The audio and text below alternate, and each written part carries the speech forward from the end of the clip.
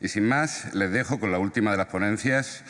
Mientras suben el moderador Oriol Rusca y los ponentes Robert Barnes, habrá traducción simultánea, en este caso para quienes lo deseen, Joan Pujol, Joan Avilés, Jordi Estalella y Ana Naranjo.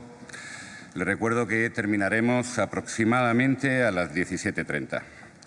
Y atención, a las 18 horas la clausura, como saben, será en la Sala Manuel de Falla. Además del ministro de Justicia, tendremos un presentador mágico. Les recomiendo que a las 6 en punto estén en esta sala, la Sala Manuel de Falla. Finalmente, como esta es mi última intervención como presentador o casi espontáneo, en nombre de todos mis compañeros, los abogados granadinos, en nombre del Colegio de Granada, de su Junta de Gobierno y del personal de la corporación, deseamos y esperamos haber estado a la altura de las circunstancias.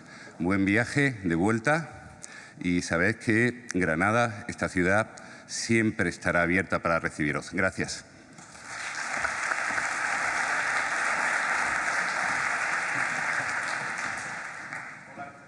Bien, sí, va bien. Presidenta, consejeros, consejeras, compañeros, compañeras, todos miembros que nos acompañáis, muchísimas gracias por estar con nosotros y gracias por asistir en este acto.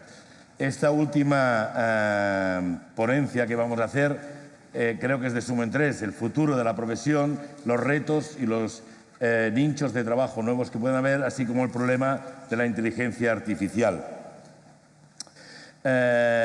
Realmente es uno de los retos porque entiendo que estamos en una plena revolución, en una plena crisis, crisis entendida como cambio hacia algo nuevo, hacia un nuevo mundo.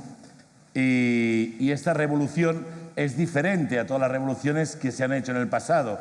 Hablábamos de la revolución industrial, que eran puramente cambios mecánicos y de medios. Y seguramente ahora estamos en una revolución nueva, en donde se abren las puertas de lo que se llama la sociedad cyborg, la inteligencia artificial, y todo ello le sumas la velocidad del tiempo en que nos estamos inmersos, en donde todo pasa en muy poco tiempo, y somos de las pocas generaciones que hemos visto como novedades tecnológicas se han vuelto obsoletas, mientras nosotros seguimos estando, no han pasado a otras generaciones. Entonces, esto entiendo que crea un futuro incierto. Incierto porque nadie sabe lo que pasará y este es el problema que tenemos que vaticinar y ver hacia dónde vamos. Si vamos hacia medios y ayuda que nos agilizan el trabajo, que nos ayudan a realizar nuestra profesión, o si vamos, desgraciadamente, a un mundo en donde se nos va a sustituir. Vamos a dejar de estar las personas y van a estar algoritmos en nuestro sitio, ocupando nuestro lugar. Pero bueno, en todo caso, siempre hay que ver que estamos en nuevas oportunidades, en nuevos cambios y, en todo caso, reivindicar, como digo siempre, que nosotros tenemos la obligación de participar en decidir cuál debe ser nuestro futuro, como mínimo en intentar intervenir. El primero de los ponentes que nos honra con su presencia es Robert Burns, que es Robert Burns, es el presidente de la Law Society de Inglaterra y de Gales. Es el representante de la ciudad de Londres en su consejo, decano emérito del Colegio de Abogados de Bristol, que es uno de los 5 colegios más grandes del Reino Unido. En la actualidad es socio y anteriormente fue socio director del despacho TLT, con 7 oficinas en 4 jurisdicciones, incluyendo Grecia. Actualmente está especializado en derecho empresarial, derecho laboral y regulatorio.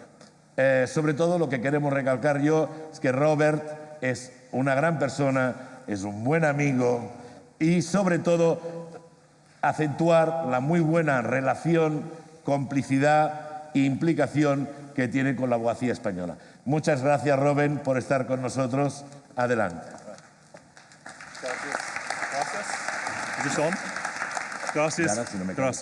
Gracias. Yeah? Okay. Gracias. President, Señor presidente, Oriol, queridos delegados, asistentes, muchísimas gracias por haberme invitado a estar con ustedes. Es para mí una gran honra y no menos cuando me han pedido que hable de las consecuencias de un voto que tuvo lugar el año pasado en Inglaterra y Gales el año pasado. No soy un experto en el tema de la inteligencia artificial.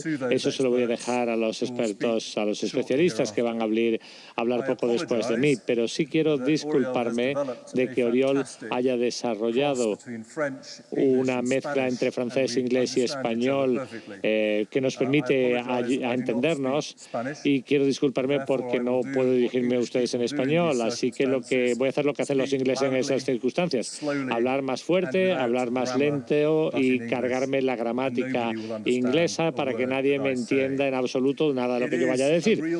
Pero bueno, es un gran privilegio estar aquí ante ustedes. Me dirijo a ustedes como presidente de la Sociedad del Derecho de Inglaterra y Gales, y me siento muy honrado de formar parte integrante de lo que está pasando en Europa a día de hoy. Hablo también como abogado en ejercicio y tengo he tenido el privilegio de hablar con su secretario general esta mañana en relación con el trabajo que están realizando ustedes como colegios profesionales, y se me vino a la cabeza que quizá sería el momento de compartir con ustedes parte de mi labor, de mi trabajo como presidente de un colegio también, porque tiene que ver con la inteligencia artificial y su uso. En Inglaterra y en Gales hemos tenido que lidiar con una retórica y una narrativa que nos habla de los abogados como personajes pasados de moda, proteccionistas, anacrónicos, caros, obstructores. Y dentro de una economía de mercado que crece sobre las premisas de competencia y precio, el lenguaje, de todas maneras, debe remitirnos al derecho. Dentro de mis funciones, por supuesto, está la promoción, el fomento de la profesión, y promoverla por sí misma, ante sí misma y ante los gobiernos y terceros, porque lo que hacemos como profesionales forma parte de una comunidad internacional, de lo que es una comunidad internacional de profesionales, y que es esencial para el Estado de Derecho y para la integridad de la administración de justicia en nuestros respectivos países. El papel que desempeñamos en la resolución de conflictos, en la promoción de las actividades comerciales, en la resolución de problemas personales y colectivos es muy importante, y se basa en unas referencias, en unas normas profesionales, en conocimiento y normas de conducta que no se pueden tratar únicamente haciendo referencia al mercado y al precio. Es imposible. Y a cualquier sitio al que vaya, en Inglaterra, en Gales y en otros países, que todos los integrantes de la profesión, sea cual sea su cartera de clientes, admite que estos son los valores que les llevaron a ejercer la profesión. Y trabajamos de manera conjunta como tal comunidad, basándonos en la conducta profesional como colegas, mientras nos centramos en promover los intereses de nuestros clientes, pero siempre sometidos al Estado del Derecho y admitiendo nuestro deber de promover la integridad del sistema de justicia. También estoy decidido a defender que cuando la gente diga que seremos redundantes por el uso de la inteligencia artificial, que nuestro papel va a ser uno de éxito, un papel de buenos resultados, como siempre ha sido, cuando demostremos el valor que representamos para nuestros clientes, porque son ellos los que acaban por definir ese valor, ofreciendo asesoramiento y asistencia en la forma que nuestros clientes reconocerán útil. Nosotros respondemos al cambio dentro de un mercado de servicios legales muy competitivo. Competimos unos con otros, pero siempre sometidos a los valores que he mencionado. Por tanto, no acepto que se haya acabado nuestra capacidad de toma de decisiones, aunque utilicemos la inteligencia artificial en nuestro ejercicio. Aunque los retos estén ahí, seguimos teniendo opciones y la voluntad y el juicio para poder promover el futuro de nuestros bufetes. Los bufetes, siempre los despachos se centrarán en el cliente, identificando lo que necesitan a día de hoy, lo que van a necesitar en el futuro, cómo los clientes actuales y futuros adquirirán servicios legales, ayudándoles a planificar y a adaptarse al futuro. Los despachos que no se han anticipado los cambios que influyen en sus clientes son los que no podrán progresar. El uso de la inteligencia artificial y de tecnología ha traído nuevas oportunidades para los despachos. Hemos llevado a cabo una investigación que publicamos en enero de 2017 y demuestra nuestra investigación que la tecnología nos va a permitir ser más eficientes en algunos tipos de procedimientos que pueden comercializarse o convertirse en bienes de consumo, o aunque sea un término horrible. Nos puede ayudar también a reducir costes, incluyendo los propios sistemas de inteligencia artificial. Nos puede ayudar a adaptarnos a los cambios en la toma de decisiones de adquisición de servicios por los clientes. Y hemos visto cómo los pequeños despachos son un ejemplo positivo del uso de la innovación tecnológica para mejorar la práctica de profesión. Las innovaciones basadas en tecnología pueden ayudar incluso a reducir los costes de acceso a la profesión. En el norte de Inglaterra hemos visto un aumento muy marcado en el número de nuevos despachos que se han abierto este año, y sobre todo se trata de despachos pequeños que aprovechaban al máximo la tecnología como forma de poder acceder a datos e información de una manera económica. Este enfoque ha permitido a pequeños despachos ofrecer servicios integrales y desarrollar servicios de nicho. Con ello se ha identificado mercados específicos y han conseguido una mayor competitividad, más incluso que despachos mayores. Esto les ha permitido accesar a sus clientes más allá del derecho inapelable. Por ejemplo, en el caso de derecho mercantil o derechos humanos. Y los despachos van a seguir siendo unos asesores de confianza de sus clientes, no solo ofreciendo mero asesoramiento legal. Esto, por supuesto, podría generar mayor riesgo si cambia el mercado de manera adversa. Si uno se centra demasiado en un tipo concreto de trabajo o de cliente, por supuesto. Pero hemos visto que como los despachos más pequeños en Inglaterra y Gales, más del 90% de su trabajo se está orientando hacia una única área del derecho. Los clientes suelen responder que el conocimiento especializado es lo que les guía a la hora de elegir a un abogado concreto. La tecnología, por tanto, está desarrollando un papel para ayudar a los despachos a mejorar su productividad, aumentando la precisión, ahorrando tiempo y generando eficiencias. Esto ha sucedido tanto en las grandes firmas de abogados que ofrecen servicios entre empresas como en las pequeñas. Por ejemplo, los servicios de asesoramiento antes de la formulación del litigio. En mi propia firma hemos desarrollado un trabajo de asesoramiento de una gran empresa para el cual nos hemos servido del minado de datos en cuestiones de litigios por precios. Se pueden coordinar los volúmenes de trabajo mucho mejor con el uso de la tecnología, y todo ello contribuye a la cuestión de acceso a la justicia. El tipo de despachos que han asimilado el uso de la inteligencia artificial son grandes firmas también como Dentons, Piper, Reed Smith, etc. Aunque siempre me lamento que la maquinaria publicitaria de algunas de estas organizaciones, cuando veo mi despacho relativamente pequeño, me doy cuenta que los sistemas de gestión de casos Aunque ellos digan en publicidad que lo llevan usando, nosotros lo llevamos usando 17 años al menos. Hemos visto en la última década un aumento en la utilización del aprendizaje máquina y la inteligencia artificial por parte de despachos y abogados. Por ejemplo, Kira es una herramienta de software que ayuda a identificar información relevante en los contratos y utiliza tecnología de predicción. En conclusión, confío en que hay una oportunidad significativa de cara al futuro, que los despachos van a tener buenos resultados si se centran, por supuesto, en generar ese valor para sus clientes, con una generación de valor, un concepto de generación de valor acordado con los clientes, que incluye también la evaluación de ese valor.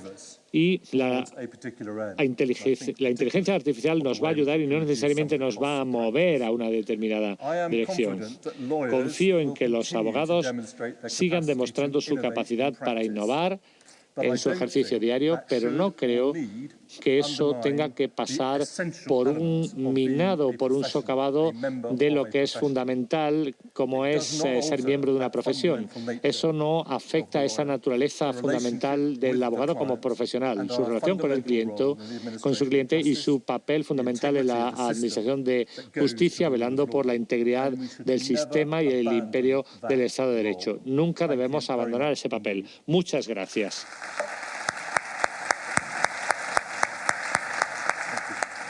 Thank you very much, Robert. Y ostras, ojalá seamos tan optimistas y celebro muchísimo la inyección de optimismo que nos ha dado Robert. Saldremos más contentos, la verdad. Seguidamente, es un placer para mí presentar al siguiente... Mira, esto se cae ahora. Bueno, al siguiente ponente que intervendrá. Y esto se lo paro mejor. Todos los que queráis hacer preguntas, para lo mejor al final podéis levantar la mano, se os pasará un tarjetón y podréis hacer las preguntas. Luego al final se reunirán todas las preguntas, las que sean similares las juntaremos e intentaremos contestarlas todas. Pero no lo hagamos al final porque si no tendremos una acumulación de preguntas que será de difícil gestión. Con lo cual, si alguien tiene preguntas, solo tiene que levantar la mano, se le dará un tarjetón y allí la podrá poner. La siguiente compañero que va a intervenir es Joan Pujol, que es licenciado en Derecho por la Universidad Complutense de Madrid. Ingresó en el año 80 en la Inspección de Hacienda. Desde el 90 implanta en España la primera filial internacional de ediciones Francis Lefebvre. Dirige el lanzamiento de los primeros mementos prácticos, el fiscal y el social, y del año 90 al 99 simultanea la dirección de las ediciones Francis Lefebvre con la práctica profesional en la asesoría fiscal Briones, Alonso y Martín en la actualidad Baker & McKenzie España. Del año 95 al 2011 es director general de ediciones Francis Lefebvre y desde el año 2011 presidente y consejero delegado de la editorial de Lefebvre, El Derecho. Con lo cual agradecemos muchísimo a Juan su presencia y adelante tienes la palabra.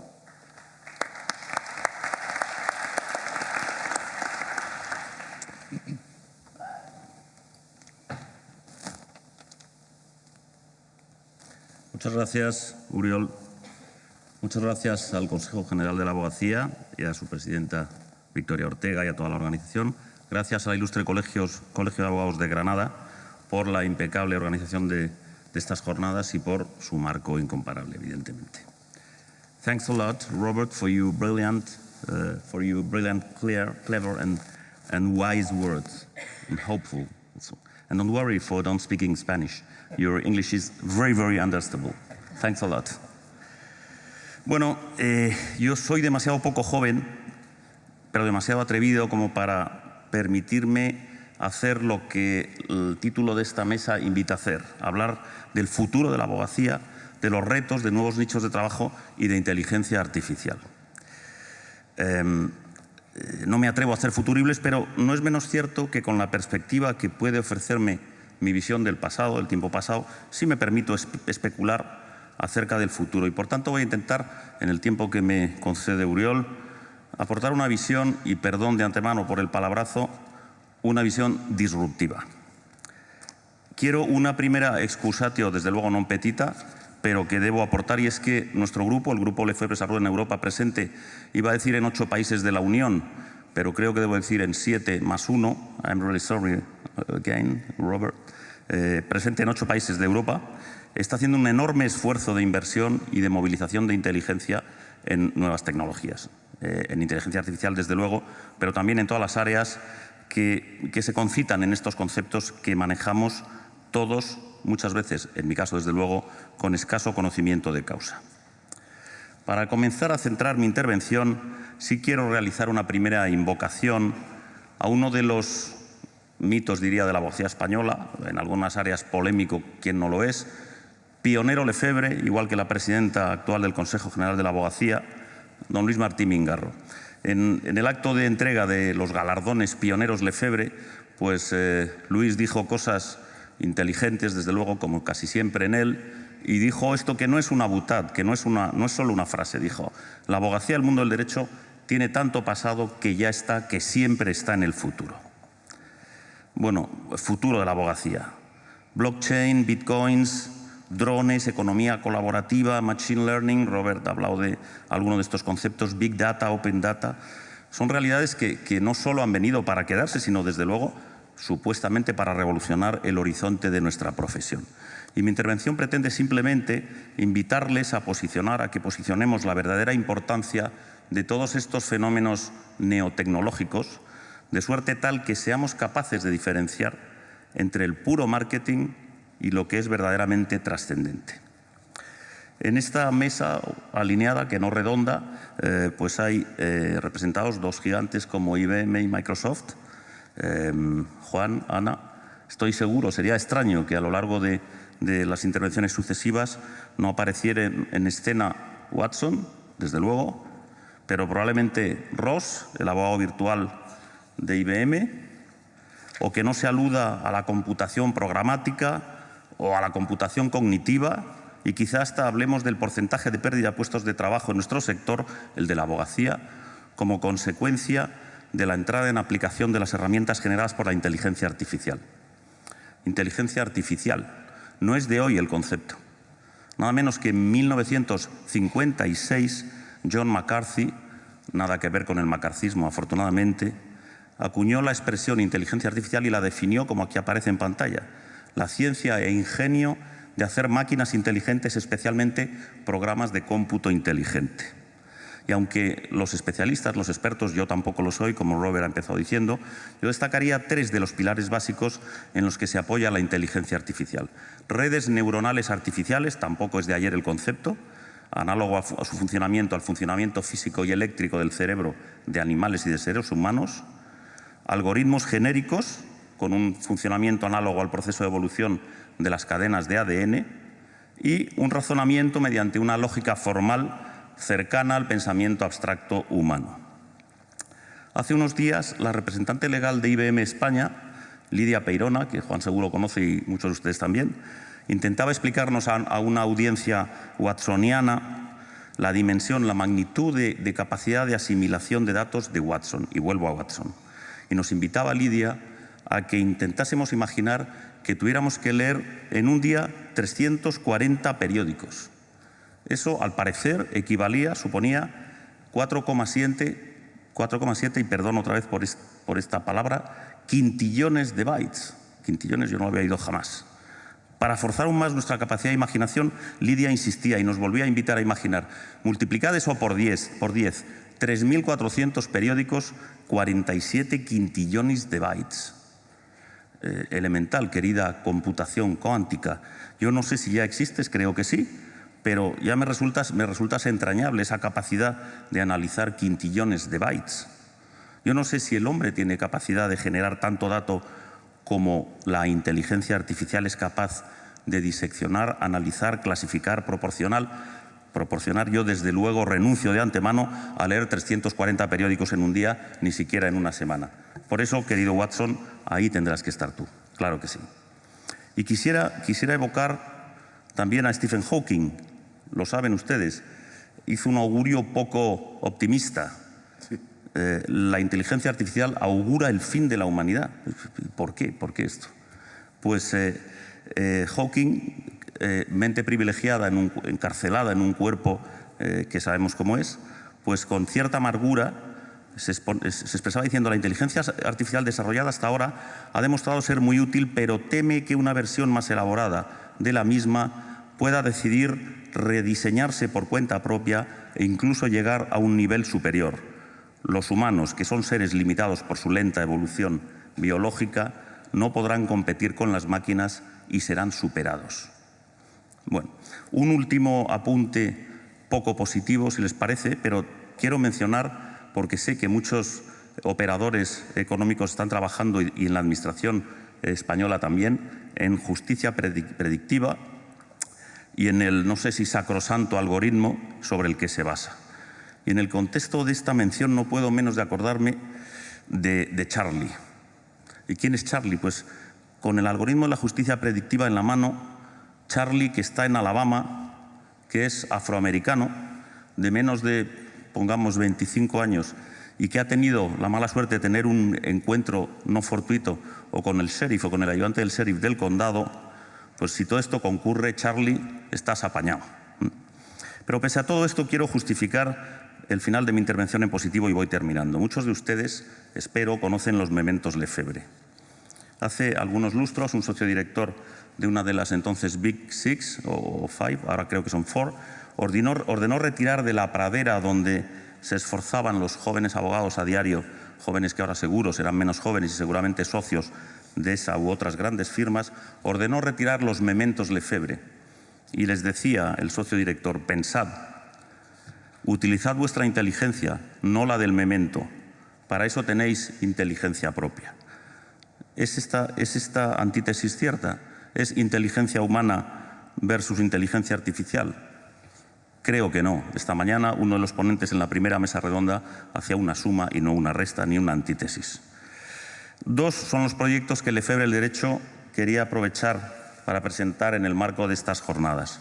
El primero se llama Certifica y se trata de un servicio que reposa en la capacidad de generar, envueltos en algoritmos, medios de prueba digital para profesionales del derecho que necesitan, como ustedes, como nosotros, como todos, optimizar su tiempo y su inteligencia. Ayer, Agustín Born, joven aunque brillante director de comunicación de Lefebvre, hizo ya una presentación de Certifica. Por eso, solo me refiero al segundo de estos proyectos. El Grupo Lefebvre quiere concentrar toda su capacidad inversora y de innovación en una herramienta que no es nueva, pero sí extremadamente compleja, sofisticada y en permanente evolución. Aquí tienen ustedes esta herramienta.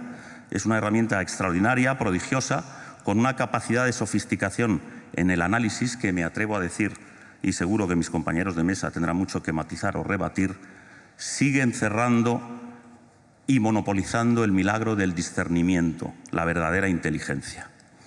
Permítame cerrar mi intervención con unas palabras de un enorme profesional, José Manuel de Bunes, exdirector general de Tributos, que se pasó después al lado no oscuro de la fuerza, con quien compartí hace poco algunas reflexiones justamente sobre el futuro de nuestra profesión. Y José Manuel decía: desde luego los servicios jurídicos pueden automatizarse y eso puede determinar que en otros sectores la tecnología expulse a muchos prestadores. Pero desde luego hoy por hoy, y no veo que eso pueda cambiar, nada puede sustituir el cerebro del abogado. El abogado necesita y ha de emplear la tecnología, pero los servicios que ha de prestar tienen componentes que la trascienden y que están directamente imbricados en variables íntegramente humanas. La cercanía con el cliente, sentir su pulso, sus necesidades, acoplarse a su sentir, el conocimiento profundo y no meramente estadístico del entorno geográfico y social y su jurisdicción son variables que no se pueden automatizar. Solo un abogado es capaz de aceptar como premisa que en derecho todo es opinable y que el matiz es siempre la diferencia. Y eso es el cerebro humano y sus venas y su latido. Muchas gracias. Muchas gracias, Tito. Y esperemos a ver si esta final optimista nos ayuda a mantener la línea. Aunque el siguiente ponente, Juan Andrés Avilés, es un placer también presentarle y gracias. Yo recuerdo, los que tengáis preguntas, hacedlo y levantar la mano que os dará la cartulina. Es ingeniero superior en telecomunicaciones por la Universidad Politécnica de Valencia, con experiencia en más de 20 años en el sector de las tecnologías de la información, principalmente en IBM España. Desde sus inicios en el sector como técnico de Internet y seguridad, siempre ha estado asociado a nuevas tecnologías e innovación, siendo las áreas en las que más le gusta desarrollarse. Actualmente ocupa el puesto de director técnico para España, Portugal y Grecia, dirigiendo un equipo de arquitectos de sistemas con foco en soluciones industriales, soluciones cognitivas y iCloud. Adicionalmente, debido a su interés por la innovación, tiene el papel de líder técnico para el negocio de IBM en España en el grupo Enterprise 2, donde están empresas tan relevantes como el Corte Inglés, Carrefour, Grupo Caridad Pascual, Renfe, Agencia Tributaria, Inergia Direct, Quirón, Salud, Radio Televisión Española. Y durante los 2 últimos años, Juan ha estado muy enfocado en el desarrollo del negocio en las áreas de innovación y en especial en la computación cognitiva en manos de Watson. En el entorno jurídico, Juan Andrés ha participado en diferentes congresos presentando la computación cognitiva, como el Congreso de NATIC del 2015, World Jurist Association Congress Barcelona, el Legal Hackers NEPTAP en octubre del 16, etc. Entonces, y sobre todo es IBM, que es uno de los padres de Watson, ¿no? Que dicen que si la revolución industrial, su foco fue la invención de la máquina de vapor, la revolución nueva viene dado desde que una computadora, que creo que era Watson, consigue vencer a Kasparov en una partida de ajedrez, y que aquí se inicia la nueva revolución. Con lo cual, Juan, tienes la palabra. Muchas gracias por estar con nosotros. Muchas gracias.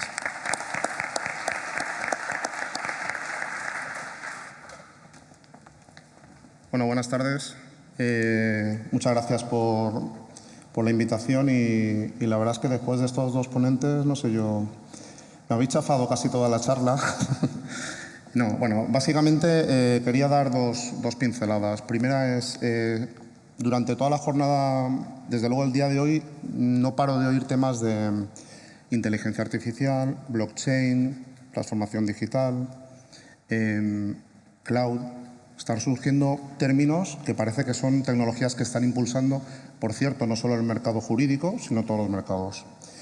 ¿Dónde vemos que puede estar el futuro y dónde se están aplicando estas tecnologías, sobre todo la inteligencia artificial / computación cognitiva? Ahora les diré un momentito cuál es la diferencia. ¿En qué 2 áreas principalmente se están aplicando en el sector jurídico? Bueno, pues lo que estamos viendo desde IBM básicamente es, por un lado, que todas estas tecnologías están permitiendo pues, que un estudiante de 20 años de Stanford haga una aplicación en el móvil y a día de hoy lleva recurridas con éxito más de 160.000 multas en Inglaterra y Estados Unidos, en Nueva York en concreto. Este chico pues ahora mismo ha recurrido del orden de 3 millones de libras y ha hecho una aplicación basándose en la tecnología, en este caso de IBM, en la nube, que la ha hecho él solo mientras estaba estudiando la carrera. ¿A dónde quiero ir con esto? Bueno, quiero ir a que todas las capacidades de procesamiento del lenguaje natural y de todos los algoritmos, que efectivamente estoy de acuerdo con Juan, no son algoritmos nuevos, se han ido mejorando, pero son algoritmos bastante, algunos de ellos tienen mucho más de 20 años. Bueno, pues todas estas capacidades conjuntas lo que han permitido es democratizar el acceso a las tecnologías. Que hoy en día cualquier persona puede coger, juntarse con 2 personas más, crear su red de talento y en ese momento construir una aplicación y atacar un sector. Vamos, es lo que se está llamando la uberización. Entonces, probablemente este área de robotización, que por cierto, robotización no significa que tengamos a un robot en la oficina. Robotización significa que cogemos un proceso, bien sea interno, bien sea externo, le aplicamos un mecanismo de inteligencia artificial y lo automatizamos. Es la automatización de procesos tradicional. Ahora mismo lo que ocurre es que estos mecanismos de procesado de lenguaje natural nos están permitiendo pues, contestar a un cliente automáticamente, que las preguntas que los clientes nos hacen frecuentemente, pues directamente las contesta un autómata, un sistema basado en inteligencia artificial. Y es más, si no le hemos enseñado a contestar esa pregunta, es capaz de buscar en una información no estructurada, es decir, en texto, en imágenes, en vídeo que le demos y sacar la información. Y esto es así, es decir, esto es ahora, ¿vale? Segundo área en el que estamos ahora, y ahora hablaré un poquito de futuro. Todo el área de investigación. Ha salido también, Robert ha comentado antes el tema de procesos de due diligence. Bueno, pues cualquier proceso en el que haya que coger una gran cantidad de información, principalmente información que no sean datos numéricos, sino, como digo de nuevo, texto, imágenes, vídeos. Sacar conclusiones o sintetizarlas o buscar relaciones entre la información que hay en estas fuentes es un proceso que va de cabeza a ser automatizado o a ser mejorado, perdón, no automatizado, mejorado con la inteligencia artificial. Nosotros, de hecho, con algún partner tenemos ya ejemplos hechos en los que somos capaces de coger cientos de documentos, cientos de miles de documentos, pasarlos y darle al abogado ya simplemente el subset de documentos que no está replicado, que tiene información relevante. Y además se lo relacionamos. Les decimos qué documentos tienen relación con qué otros y en qué partes está la información que le está buscando. De hecho, se ha hecho alusión a Ross, al abogado que desarrolló la Universidad de Toronto, la Universidad de Derecho de Toronto, y efectivamente este abogado salió de un concurso que hizo IBM en Estados Unidos hace 2 años, un challenge de Watson, y este abogado virtual va orientado, y para tranquilizar también a los letrados, va orientado a ayudar al abogado, ¿de acuerdo? No es un abogado para el público final, sino que va orientado a que el letrado tenga la información mucho más accesible en cuanto a jurisprudencia, a legislación y a toda la información relativa al caso en el que está trabajando. Y actualmente, si no recuerdo mal, ha sido fichado, entre comillas, por alrededor de 7 u 8 despachos. Futuro. Bueno, y esto ya es opinión personal, yo creo que vamos a ver cada vez más unirse todas las tecnologías de inteligencia artificial, de reconocimiento facial, de reconocimiento de sentimientos, de análisis de personalidad, con temas de biometría, con poder captar de una persona latidos, sudoración, una serie de componentes que ya hoy en día se está trabajando mucho en ellos. Todo esto se va a conjugar y lo que va a ser es una herramienta tanto para letrados como yo creo que para jueces, notarios, que le va a mejorar la vida. Pero sí que hay un punto, y yo siempre cuando doy una charla me gusta recalcarlo. Nosotros de IBM hablamos de computación cognitiva, no hablamos de inteligencia artificial. ¿Por qué? Porque para nosotros la inteligencia artificial es aquel sistema, la inteligencia artificial es la base para aquel sistema que es capaz de tomar una decisión.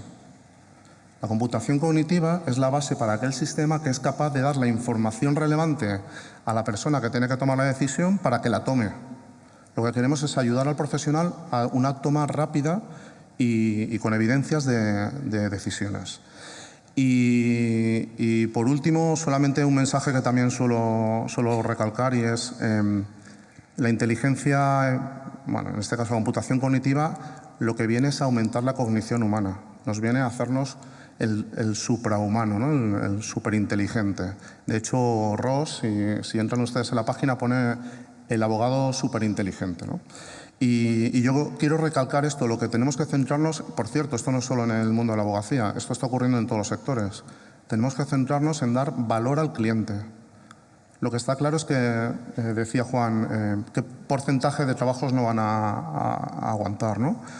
Bueno, es complicado, hay estudios por internet y se pueden ver, pero desde luego yo creo que los trabajos que sean repetitivos y de bajo valor añadido tienden a desaparecer. Y van a desaparecer. Estamos viendo el caso de las huelgas de taxis que hemos tenido.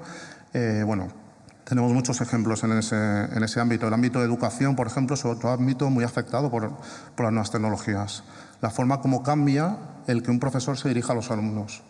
El que hoy en día tú puedes entrar en Coursera y un premio Nobel te está dando unas clases gratis en Internet. Contra eso es muy difícil competir. Pero sí que la proximidad, el entender al cliente, el asesorarle, eso, desde luego, yo pienso que es algo que no se va a poder sustituir hoy en día. Muchas gracias.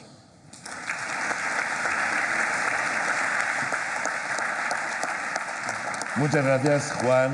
Desde luego estaremos expectantes. Esta distinción entre la computación cognitiva y la inteligencia artificial es esencial. Aunque parece ser que los caminos también van en que habrá algoritmos que nos darán cariño y nos darán mimitos, ¿no? Que hay computadores que cuando alguien llama por teléfono a quejarse ya adivina el estado de ánimo y le manda a uno u otro en función de decir, cuidado que este tío está irritado, vamos a mimarlo un poco, o este tío está tranquilo, vamos a pasarle algo normal. Y al terreno de los sentimientos ya está entrando también en el mundo de la inteligencia artificial. Pero bueno, en todo caso, no me enrollo más y seguir presentando también es un placer a Jordi Estadella. Es licenciado en Derecho y máster en Comunicación Empresarial e Institucional por EADA y Strategy and Innovation Program por la Sloan School of Management del Instituto de Tecnología de Massachusetts. Ha ejercido la abogacía durante 15 años, en los últimos 10 como socio del despacho Codina Cabestany Caralda. Es profesor de la UOC en habilidades de comunicación, marketing jurídico y gestión y dirección de despachos y profesor y coordinador de la asignatura de gestión de despachos en el curso de acceso al ejercicio de la abogacía del ISDE. Actualmente su investigación doctoral se centra en la innovación en despachos de abogados. Es autor de los libros de El abogado eficaz, La venta de servicios jurídicos, colaborador en diversas revistas del sector jurídico y ponente habitual en colegios de abogados, universidades y asociaciones de abogados. Es doctor en Derecho por la Universidad Complutense de Madrid. Entonces, Jordi, encantado de que estés, tienes la palabra cuando quieras.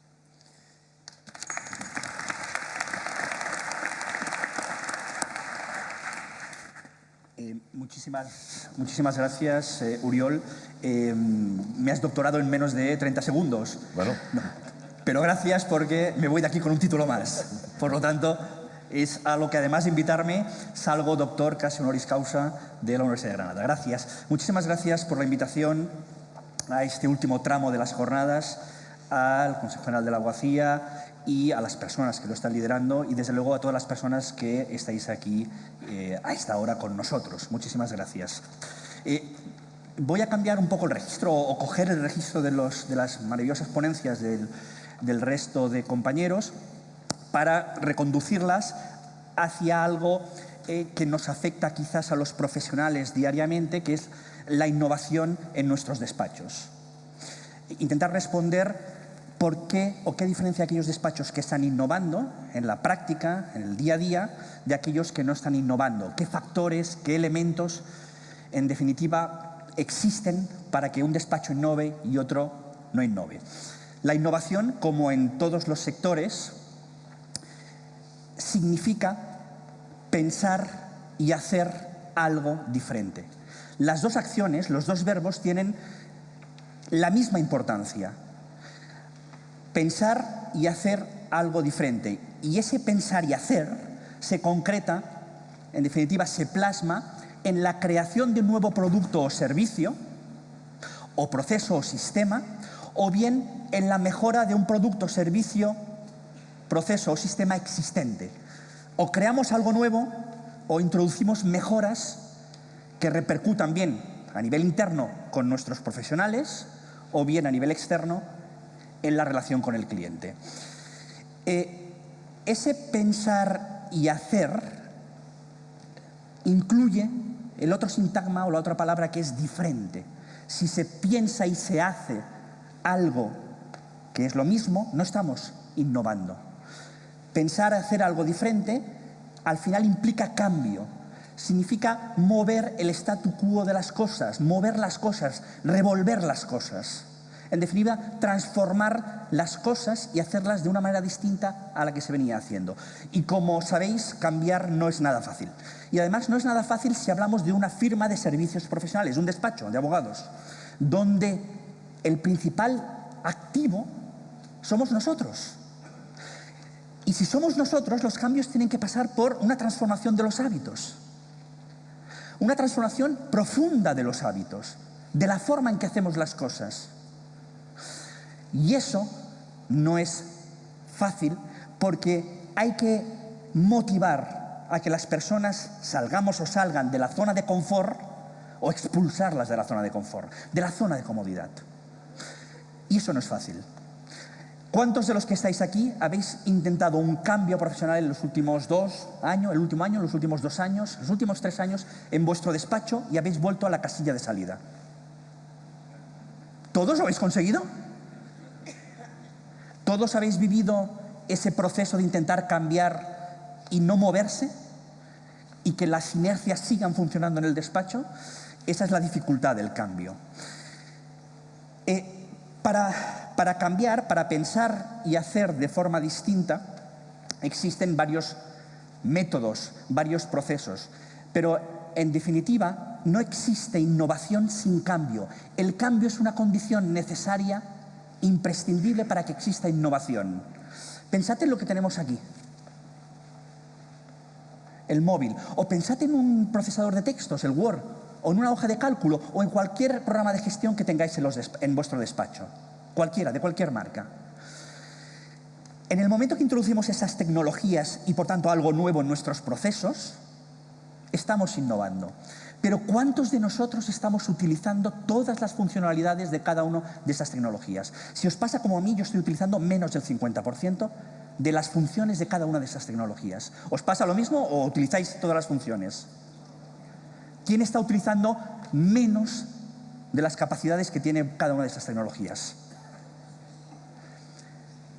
Por tanto, hemos innovado, pero no hemos realizado el cambio en la estructura profunda de nuestros sistemas. Y no existe innovación, o existe innovación parcial o innovación ineficiente cuando no existe previamente un cambio. Y esos cambios son los que tenemos que acometer a 3 niveles: individual, nosotros o las personas de nuestro equipo; grupo, por categorías; y cultural, el despacho en sí.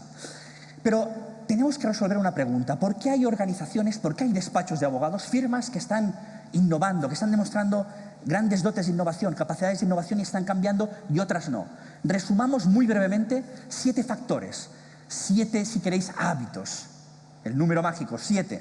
Podrían ser 6 u 8, pero el 7 parece que se recuerda mejor.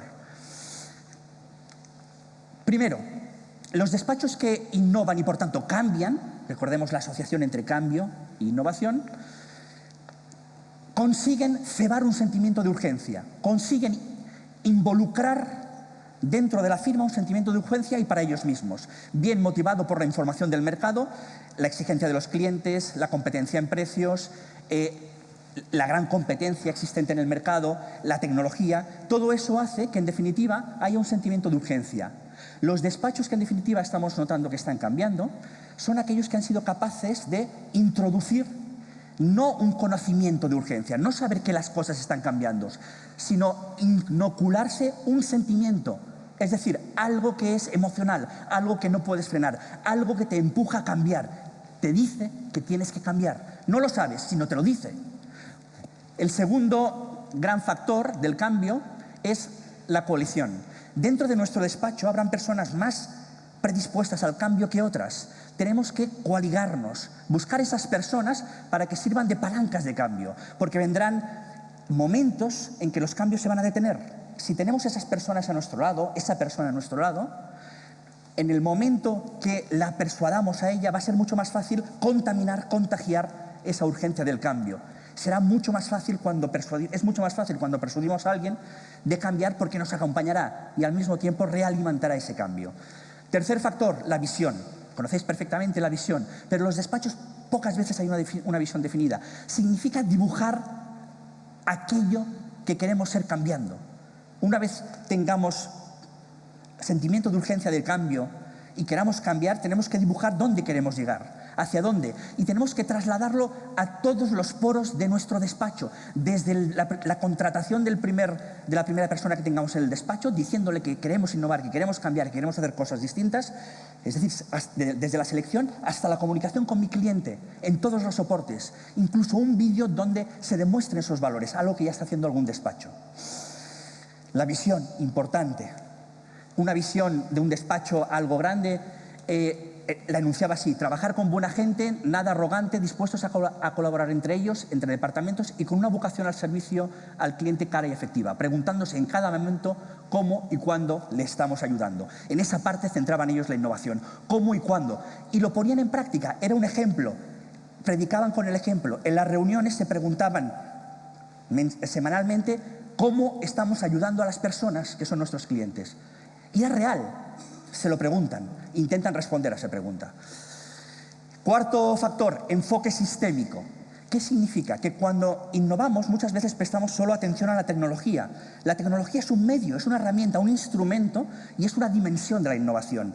Pero si no cambiamos el sistema, la tecnología ocurrirá, si introducimos la tecnología, igual que nos ocurre con nuestro móvil o con el programa de gestión, que no imputamos horas, que no utilizamos todas las funcionalidades que tiene ese sistema de gestión o ese programa de gestión. Cuando introducimos tecnología, hemos también de alinear esa innovación con un cambio en las prácticas y sistemas. Por ejemplo, incentivando el uso de una tecnología a través de incentivos económicos o no. Pero hay que incentivar. Si no cambiamos el sistema de incentivos, la gente estará menos predispuesta a utilizar la tecnología.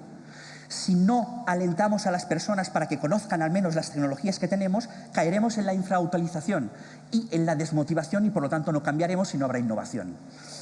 El quinto factor del cambio es la microinnovación. No pretendamos empezar con grandes innovaciones. Hay que motivarse con pequeñas innovaciones, introduciendo pequeños cambios que alienten cambios superiores, que nos permitan pasar al siguiente nivel.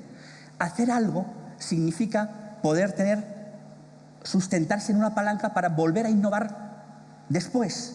Pero a veces pretendemos ser demasiado ambiciosos en un sistema de firmas profesionales que al final están gobernadas por un partnership que conjuga la propiedad de la firma, la asociatura, la gobernación de la firma, con el capital de la firma y, en definitiva, con el conocimiento. Los socios, las personas que están allí, son socios, son propietarios y son los que ofrecen su conocimiento para resolver casos y servir al cliente. Por tanto, tiene una estructura muy poco porosa la innovación. Son innovadores, somos innovadores. Los abogados, si tenemos algo, es que somos innovadores en el conocimiento. Cuando nos vamos a dormir pensando en cómo puedo resolver ese caso mejor, estoy siendo innovador. Busco maneras de afrontar las cosas de forma distinta. Estoy innovando en conocimiento. Cuando busco la mejor estrategia, cuando intento buscar la sentencia adecuada, cuando intento hacer el silogismo, construir silogismos entre el conocimiento normativo y los hechos de ese expediente concreto, de ese caso. En esos momentos estoy siendo innovador. No es cierto que no seamos innovadores. Somos innovadores en una dimensión del despacho, que es el conocimiento. Hemos de trasladar, hemos de empujar hacia otras dimensiones. 6. Construir sobre los logros. Kaizen. Es un sistema que ya se aplicó en los años 80, por ejemplo, en Toyota, que es intentar mejorar continuamente. No nos paremos con una simple innovación y pensemos en la innovación en una innovación de una sola dimensión. Ya sabéis que no es posible. Afecta a otras dimensiones.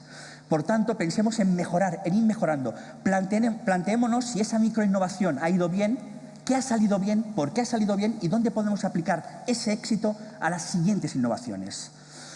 Y por último, cultura. Si todo esto no baña, no cae, no irriga cada una de las personas que estamos en la firma y utilizamos soportes físicos para plasmar, para evidenciar esta cultura, que cada uno sienta como propio que la firma es innovadora, nos encontraremos con una firma donde va a ser difícil la innovación, porque se compartirán valores distintos y habrá una paradoja difícilmente resoluble.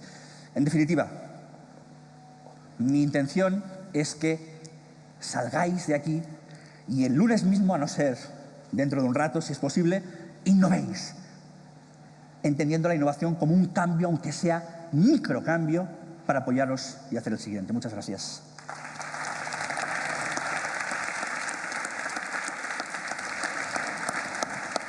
Desde luego, vamos a cambiar, Jordi, no hay duda, y además, después de esta charla, más aún. Y finalmente, el último ponente, pero antes de nada, recuerdo, todos los que tengáis alguna pregunta, por favor, levantar la mano, se os dará un tarjetón y al final responderemos o responderán nuestros ponentes a cuantas preguntas hagáis formulado. Vamos haciéndolas, no esperemos al final si es que hay preguntas, que es otro tema. Y finalmente es un placer para mí enorme presentar a Ana Naranjo, que tiene como objetivo ayudar a las pymes en su transformación digital a través del conocimiento de las soluciones en la nube y cómo éstas han de adecuarse a cada negocio, vertical o sector, y estar al servicio del mismo. A su vez, trabajando junto con el canal especializado de Microsoft a la hora de desarrollar soluciones específicas que den respuesta a estas necesidades. Ingeniera técnica industrial en mecánica de estructuras por la Universidad Juan de la Cierva, Ana cuenta además con diversas certificaciones de estrategia de negocio y marketing en la Escuela Internacional INSEAD.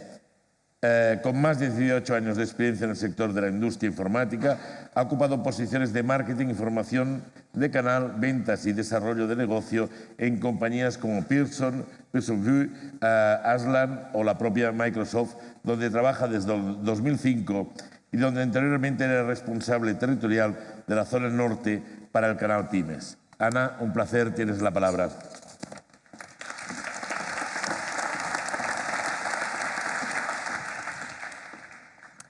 Muchas gracias. Primero de todo, muchas gracias por la invitación a participar.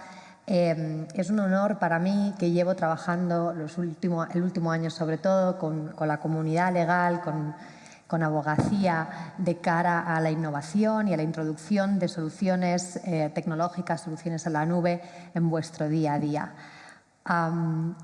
Mis compañeros ponentes han hecho un ejercicio fantástico de ir poniéndonos un poco en situación de lo que viene, de lo que ya está en marcha, lo que lleva tiempo viniendo. Una de las cosas que a mí más me gusta cuando hablamos de innovación, de tecnología y sobre todo del futuro, es pensar de dónde venimos y cómo aterriza. Cuando pensamos en nuestra sociedad y en la tecnología, vemos que estamos en un momento en el que sobre todo es el consumidor, el particular que llamamos nosotros, el que tira más del resto que nosotros mismos, el que demanda más, el que quiere más, y ponían mis compañeros ejemplos de cómo un estudiante se sienta, desarrolla una aplicación y da un pelotazo.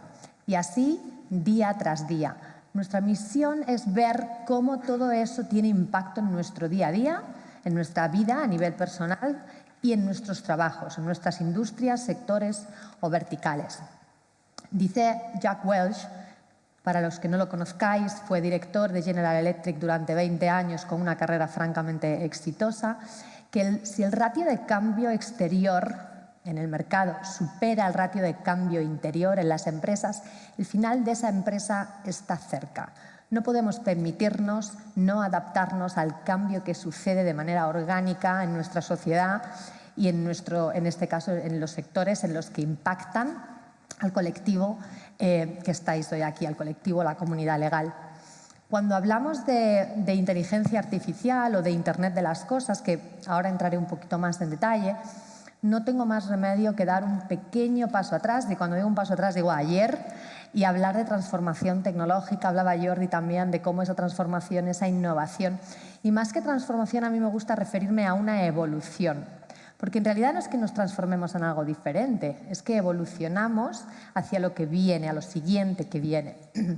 Y dentro de esa transformación, la transformación tecnológica o esta ola de innovación, esta cuarta revolución industrial en la que nos encontramos, básicamente busca que la computación sea más personal, es decir, que la computación me dé aquello que yo necesito en cada momento, que reinvente la productividad desde el punto de vista de los procesos, ahorrar a nuestro cerebro de alguna manera, a nuestro día a día, aquellos procesos que no aportan valor, aquellos procesos que son muy automatizados y, en definitiva, construir una plataforma inteligente que nos ayude y que nos acompañe en ese camino. Cuando pensamos en transformación digital o en transformación tecnológica, básicamente lo que estamos hablando es de cómo cambia la forma en la que tenemos de comunicarnos, de tratar y de relacionarnos con nuestros clientes, ni más ni menos, a través de 3 palancas fundamentales. La primera es la gestión del talento. Es decir, si yo tengo un equipo de profesionales muy talentosos, os voy a poner un ejemplo muy radical, no los tendría todo el día poniendo un sello, ¿no? O cerrando un sobre o haciendo una fotocopia, los tendría aportando muchísimo valor en mis clientes, en aquello que verdaderamente son expertos. Pues ahí voy, en la gestión del talento, cómo maximizar, cómo optimizar el talento y cómo gestiono ese talento dentro de las personas que forman parte de mi organización. Optimizar las operaciones también. ¿Cuántos pasos tengo que dar para llegar a un resultado final? ¿Cómo puedo acortar ese camino y que sea, obviamente, económicamente más rentable y, sobre todo, también que sea más exitoso de cara a presentárselo a mi cliente? Y, por último, cómo estos 3 fases, es decir, cómo cambio la forma de relacionarme con mis clientes, aprovecho y maximizo el talento que tengo en mi empresa y acorto y optimizo mis operaciones, cómo estas tres vertientes me permiten abrir nuevas áreas de negocio, nuevas vías de negocio para mi empresa. Algunos datos que a mí me parecen escalofriantes, me encantaría conocer vuestra impresión. El 90% del contenido que existe hoy en Internet se ha generado en los 2 últimos años. Indudablemente, no sé si estaréis de acuerdo conmigo, en que merece la pena ordenarlo un poco. Y si hemos generado un 90% de contenido en Internet en los últimos años, ¿qué vendrá a los 2 siguientes? Las estimaciones dicen que para el 2020 habrá 25 billones, con B, de dispositivos conectados a Internet. Entendiendo por dispositivo cualquier cosa prácticamente. Conectado y recibiendo y enviando información a Internet. Esto nos merece hacer una reflexión de cómo vamos a participar nosotros, cómo debemos nosotros involucrarnos a ello. Y es que la inteligencia artificial nos arrastra por 3 motivos fundamentales. El primero es la cantidad de datos, como bien hablábamos. El segundo, y ordenar todos esos datos. El segundo es la capacidad de computación que los da la nube. Hasta ahora, en los últimos años, el Internet accesible, democrático para nosotros no tiene tantos años, no llega a 20 años, tenía una capacidad de computación. Esa capacidad de computación se está multiplicando por n billones, trillones. Esa capacidad de computación, ¿cómo la ordenamos? ¿Cómo nos aprovechamos de esa capacidad de computación? Y por último, ¿cómo utilizamos esos algoritmos inteligentes en nuestro beneficio? Y desde luego, en nuestro caso particular, no existe esa inteligencia artificial sin una involucración directa del humano. Es más, creo que tenemos una responsabilidad todos, en todos los sectores, decía Juan, y no puedo estar más de acuerdo contigo, en todos los sectores de involucrarnos para seguir siendo nosotros quienes dirijamos hacia dónde queremos que vaya todo el ámbito de inteligencia artificial.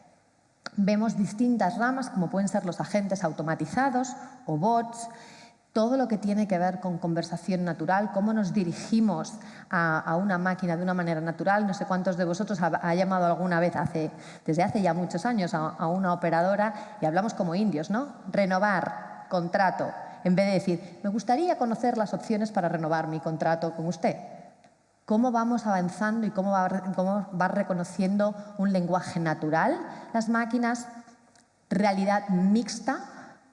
Todos aquellos dispositivos que nos permiten colocarnos un dispositivo ocular y a la vez que estamos en esta sala estar incorporando cosas externas a la sala, qué beneficios y qué aplicaciones en este caso en la comunidad legal pueden tener estos dispositivos, la inteligencia artificial por supuesto. Todo lo que tiene que ver con analítica es algo que en este momento es una de las cosas que más nos impulsa y que más nos preocupa a la hora de analizar esos datos y ver qué significan esos datos en el entorno de hoy. Y, por supuesto, el Internet de las cosas, que lo vemos como algo muy novedoso, pero que en realidad lleva mucho tiempo con nosotros. No son más que sensores y, además, España es uno de los países pioneros en el mundo de los sensores, en transporte, en agricultura, etcétera, etcétera. ¿Cómo esos sensores van a enviar información a Internet y, de nuevo, cómo podemos beneficiarnos de ella? Esto lo vemos desde Microsoft, desde el punto de vista de un arco de información que lo que queremos es investigar y adentrarnos en cómo cada vez más el individuo va a acercarse a esa tecnología desde múltiples dispositivos. Y cuando hablamos de múltiples dispositivos, no nos quedamos ni de lejos en un ordenador o en un teléfono o en un Smart TV. Hablamos del coche, hablamos de la domótica de la casa, hablamos de cualquier dispositivo que tengamos en nuestro trabajo, a nuestro alcance, que esté en la calle, en una institución pública, etcétera, etcétera. Hablamos de cómo se integra esto con la inteligencia artificial y, por supuesto, cómo esa información no está encapsulada en un sitio, sino que fluye a lo largo de Internet. Un ejemplo de un bot, de cómo un bot nos puede ayudar en vuestros despachos. En este caso es un ejemplo de una empresa, de una aseguradora, no solamente a saludar, como veis, cómo reconoce lenguaje natural, cómo podemos no solamente introducir texto como usuarios, sino incluso grabar voz y nos va a reconocer cómo el bot, si está conectado a un sistema de gestión de clientes, va a poderme preguntar si ya soy cliente o no, y buscar mis datos, mi perfil, y en base a lo que tenga, responder en base a mis preferencias o al tipo de cliente que yo sea. Va a encontrar distintos servicios cognitivos. ¿Cómo va a reconocer, cómo reconoce hoy si le subo una foto, en este caso, qué hay en la foto? Incluso en este caso reconoce incluso el modelo de coche para dar una opción de qué coste tendría el seguro del coche y cómo analiza un sentimiento. Decía Oriol, puede analizar un sentimiento, bien por voz, por el tono de la voz, o bien porque digo, no me gusta esta oferta. Y a raíz de ese momento decide dar a un departamento especializado o a una persona especializada ese cliente para una gestión, vamos a decir, humana, es decir, persona a persona. Resumiendo, cómo la inteligencia artificial nos permite que las máquinas analicen una foto, que contiene esa foto y que nos den información no solamente del objeto, incluso del estado de ánimo, como decíamos, que sea capaz de traducir a texto aquello que le estamos diciendo y a partir de ahí analizar búsquedas, datos y responderme. Cómo podemos utilizar un lenguaje natural, cómo va a aprovechar ese conocimiento y me va a devolver. Decía antes Juan, es un tema de servicios cognitivos y por supuesto no puedo estar más de acuerdo también con él, pero la máquina solo me va a devolver aquello que yo quiero si tiene algo de inteligencia artificial por detrás, porque si no entenderá lo que le estoy diciendo, pero iremos poco más allá. Y por último, ¿cómo se combina todo esto a través de asistentes digitales? Hay muchos en el mercado hoy en día en los que yo le digo quiero esto y va a ir a buscarlo a Internet y va a ir a decirme qué es exactamente lo que necesito. Para terminar en una nota positiva, empezaba Robert con un pensamiento muy positivo también, quiero poneros un vídeo que tiene que ver con el Internet de las cosas y con inteligencia artificial, qué cosas se pueden hacer, que es lo último que hemos hecho en Microsoft Research, que es uno de nuestros departamentos, que aúna esas dos cosas y en este caso que tiene que ver con la salud. ¿Me podéis lanzar el vídeo, por favor?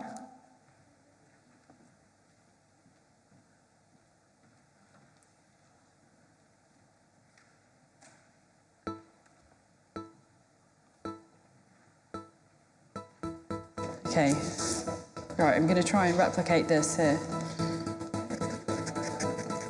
We're off to a great start. I tend to kind of just avoid doing sketching and writing now because it's not really worth it if you get something like that. Anything you could do that would just make my hand do what I want it to do and to be able to sign my name would be an incredible thing. How do we even just begin to help her overcome this particular symptom of her tremors and helping her be able to regain her writing ability, her drawing ability? So what I'm doing is I'm making a very rough prototype, and what this board does is I can connect into it through these wires, these tiny coin cell motors. So these motors will vibrate. I personally think that what this is doing is it's short-circuiting whatever feedback loop there is between the brain and the hand that's causing the tremors. So the idea is if you are distracted by the vibration, are you able to write better? I don't know. I don't know.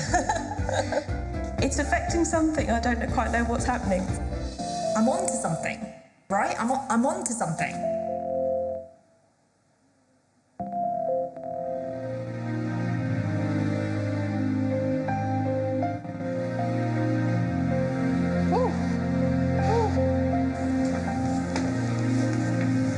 Jesus Christ.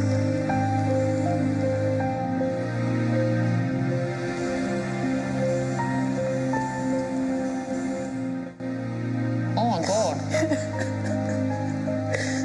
It makes me forget that I have a tremor.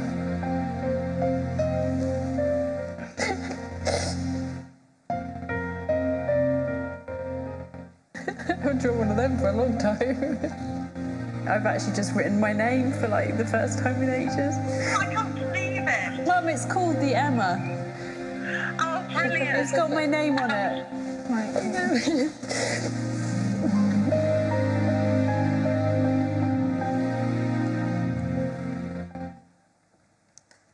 Muchas gracias. Muchas gracias. Muchas gracias, Ana. Yo no sé si tenemos alguna pregunta. Por favor, vamos con un poco más de tiempo porque puntualmente a y media tenemos que acabar y no acabaremos a y media, pero vamos a intentar resolver alguna pregunta. Una de Carlos Tomé, del Colegio de Abogados de La Coruña, dirigida a Juan Pujol. La pregunta es, ¿solo hablamos de la inteligencia artificial para la abogacía? ¿Y qué va a ocurrir con la administración judicial? ¿Esta tecnología también cambiará la forma de administrar justicia por parte de los jueces? ¿O encontraremos una barrera por la dificultad de la adopción de la adaptación de la administración? Bueno, yo puedo intentar contestar en la medida de mi escaso conocimiento. Primero, solamente a la abogacía no, desde luego quiero transmitir escepticismo en mi intervención.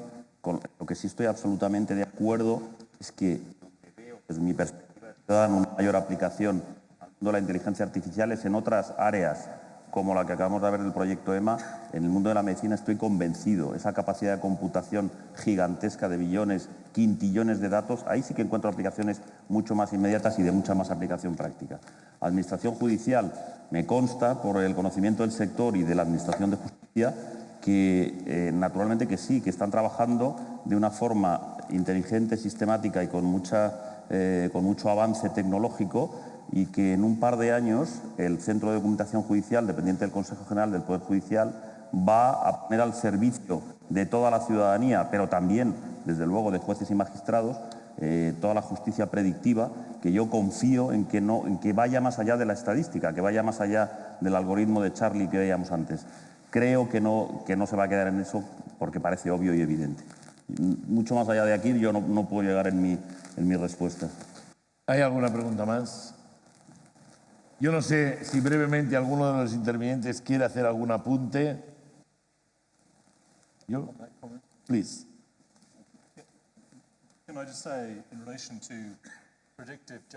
Además de la justicia predictiva, hay un programa de reforma en Inglaterra y Gales que aprovecha sistemas digitales y digitalizados y datos y podría proporcionar un acceso más amplio a distintos miembros del público en general. Eso es estupendo, pero me preocupa que también, aparte de ello, lo acompañe una propuesta para identificar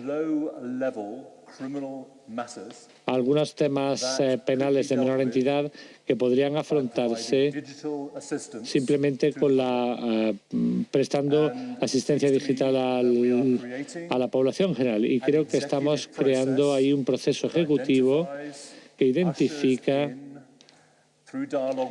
a través de cuadros de diálogo, eso permita a la gente aceptar un registro criminal, un registro penal, sin ningún acceso a un asesoramiento independiente.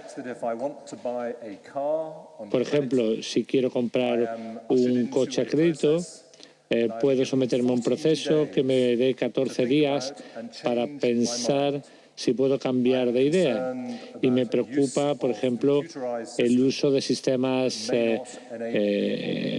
informáticos que no les permitan a la gente pensar en las consecuencias de aceptar algunas propuestas. Y hemos presionado a nuestro gobierno para que en todos los pasos se tenga en cuenta la responsabilidad del acceso a la justicia como una estrategia y debe incluir educación legal pública, o sea, para que la gente sepa cuáles son sus derechos, sus responsabilidades, las penalizaciones a las que se pueden exponer y las salvaguardas. Y en ausencia de ello, si no, la justicia se apartará del bien de las personas. No podemos más que estar de acuerdo con lo que ha dicho Robert Burns. Thank you very much. Yo solo para acabar, porque tenemos que ir ya al acto de clausura, decir, ojalá estos vaticinios de optimismo sea así. A mí lo que me da miedo es que hemos hecho una foto del mundo actual y no sabemos qué pasará dentro de aquí 10 años y de aquí 20. Porque a mí cuando me explican que los sentimientos como el amor, el odio, el afecto, el cariño, en el fondo no son nada más que impulsos electrónicos del cerebro y algo de bioquímica que lo moja todo con un determinado pH, esto me sorprende. Que una máquina me pueda llegar a querer tanto también me preocuparía mucho. Espero que no pase así, espero que seamos lo suficientemente éticos y honestos en saber trabajar nuestro futuro, porque el problema no está en lo que tenemos ahora, sino el problema estará en poder encauzar lo que nos viene a pocos años hacia nosotros. Muchas gracias a todos, muchas gracias a todos los ponentes por estar con nosotros. Ha sido un placer poder estar con vosotros y gracias a todos y hasta la próxima.